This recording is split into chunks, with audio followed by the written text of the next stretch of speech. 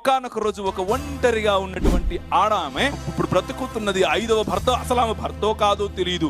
5 మందిని వదిలేసి పాప జీవితంలో జీవిస్తూ ఉంటే ఆమెను సంధించాలని నిర్ణయించుకున్నాడు నీ రాజు.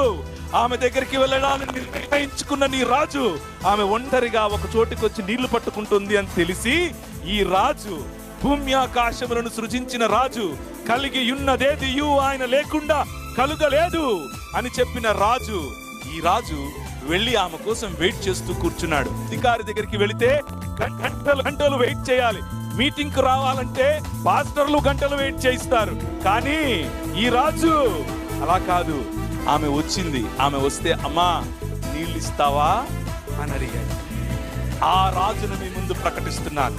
మీరు కోల్పోయిన మహిమ, మీరు కోల్పోయినటువంటి మీ అధికారం, మీరు కోల్పోయినటువంటి దేవునితో మీకున్న సంబంధం, ఈ సంబంధాన్ని తిరిగి పునరుద్ధరీకరించటం, ఈ సంబంధాన్ని తిరిగి దేవునితో కలపటమే సువార్త. ఆ రక్షణ సువార్తను మీ ముందు ఉంచుతున్నాను.